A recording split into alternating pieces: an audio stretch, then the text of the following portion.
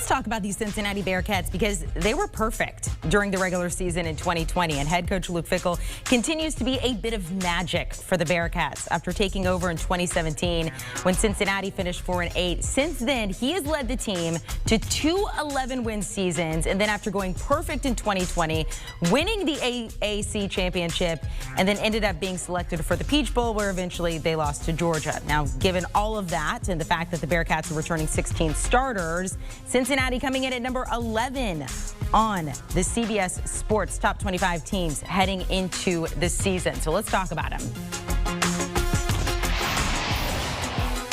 Let's welcome in college football writer Chip Patterson. Chip, we're going to dive into Cincinnati's upcoming season here in just a second because it's very interesting.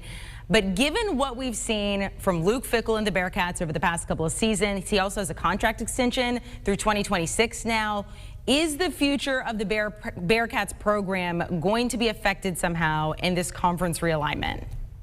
I think Cincinnati's in a great position in conference realignment because they have no bad options. Number one, they are currently running a conference that seems to be held together. The American Athletic Conference seems to be committed to trying to continue and forge ahead into this new era. And they also have really raised their level of play such that, that idea of the Power Six isn't all that crazy when you look at the American Athletic Conference compared to what the Big 12 might look like without Texas and Oklahoma. So they could stay put, and that's a great path. But what about the other path, which is that maybe another conference comes and calls? And I say Cincinnati's in a great position there because they have shown that they are willing to compete at the highest level. They've shown it with stadium renovations, facility renovations. Amanda, you just mentioned that contract extension. They have created an environment where Luke Fickell, one of the hottest coaches in all of college football, where he wants to stay put and he wants to build. Luke Fickell's one of those coaches that if he wanted to just jump at the first available Power 5 job, he would be gone by now. So Cincinnati is a football program that you would want to welcome if you're looking at those group of 5 schools and looking at possible candidates, so you can stay put and dominate your league. But if a Power 5 conference is looking for a new team, Cincinnati is a fantastic option. So it's all gravy no matter what happens for the Bearcats in realignment. Chip, as the season rolls along, your podcast, The Cover 3, is at the top of my list. And I just remember at the end of the season listening to it over and over, and everybody on there hollering for Cincinnati to be considered for the playoff. But it was pretty clear that wasn't going to happen. So when we do, whenever this happens, when we do get the playoff expansion, how will Cincinnati benefit from that? It's huge because I think that it allows for Cincinnati to be in the mix for the playoffs without necessarily having to be a conference champ, because Cincinnati's been so good under Luke Fickell that there have been these times. You mentioned the 11-win seasons. Well, they didn't even have that conference championship until the 2020 season. They just would have one regular season loss. Those 2 years it was to UCF, which kept them from competing for a conference championship. I think if Cincinnati is out there winning 10, 11, 12 games, then it doesn't matter if they win the conference championship game or not. It's almost like a little bit of insurance, something that I'm sure that the Pac-12, the Big 12, some of those schools are thinking about as well when we look at college football playoff expansion. So I think Cincinnati's in a fantastic position because as long as they continue to have double-digit win seasons, they will be in consideration for one of those 12 spots in the new college football playoff. Let's look ahead to the upcoming season, and let's start with their quarterback, Desmond Ritter, returning for his 4th season as starting quarterback. But as you've pointed out to me, he missed a lot of time because of injuries, various things like that. Now, Luke Fickell has said he came back to learn to throw better, but also to mature as a leader. I'll also mention he's on the watch list for a bunch of awards. What can we expect from him this upcoming season?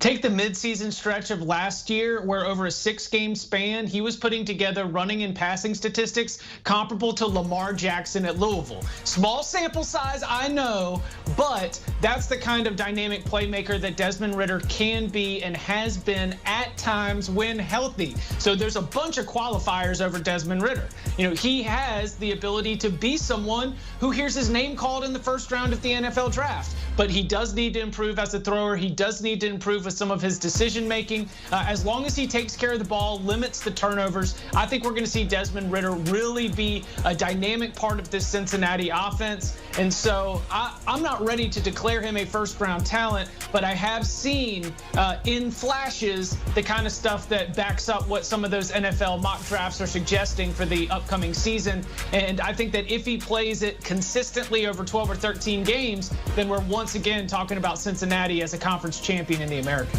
He also recently became a father, said that's really helped him when it comes to maturity and taking this job a little bit more seriously. Let's talk about the Cincinnati defensive line because it is so solid. Now, they did lose Elijah Ponder, Ethan Tuckey, but can you argue that this D-line is in the running for the best in the nation? In the running, they've got to get out there and they've got to get after it.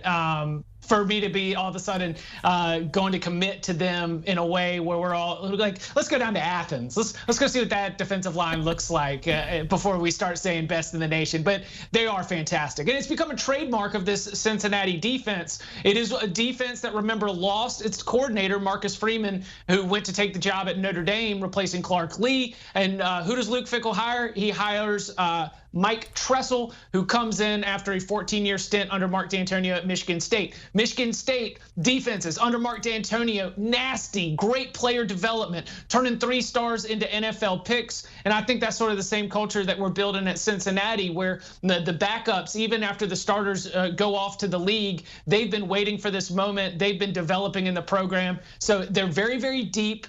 They're able to rotate a lot, and that really helps keep their players fresh throughout the entire season. I'll also mention for the defensive line, they are supported by one of the best secondaries in the country. There's a guy named Ahmad Gardner. He's an All-American level talent. His nickname is Sauce. And when you've got Sauce Gardner locking down wide receivers, being a defensive lineman is a lot easier. All right, Chip, I'm going to mention on their schedule that they do have Indiana and Notre Dame back-to-back. So let's talk overall about the Cincinnati Bearcats throughout the season. They are minus 220 to repeat as AAC champs, according to Caesar Sportsbook, our partners there. UCF is a distant second. They're plus 450. Their win total is set at 10. Give us your betting breakdown and your prediction for Cincinnati this season. I've got Cincinnati to win the American Athletic Conference. I agree with the odds makers. I think they are a touchdown better than anybody else in the conference, and that includes UCF. So I know it's a lot to lay, but take the Bearcats to win the AAC. And 10 feels like a good number. I believe Cincinnati will split the Indiana Notre Dame back-to-backs. They'll win one, they'll lose one. Don't know which one it's going to be. College football is a little weird sometimes, but 10-2 feels like an appropriate number for Cincinnati to finish the season with. So I've got a little bit of push insurance because I think 11-1 is far more likely than 9-3. So take the over and take the Bearcats to win the AAC. I will mention they do at least have a bye in between those 2 games, but it's going to be a heck of a 3 weeks there for Cincinnati. Chip Patterson, thank you so much for joining us here on CBS Sports HQ to break down Cincinnati, coming in at number 11 on CBS Sports Top 25 heading into the season. These are the teams that we are previewing next week. We already got the order. You can find it online. Coming in at number 10, the team that Cincinnati will face at one point, Notre Dame. We're going to talk about them on Monday. Then you get Oregon and North Carolina. Want a sports network that delivers everything that matters about the game? The highlights, the picks, the instant analysis. No yelling, no fake debates, no politics. Hit the subscribe button and never miss a moment.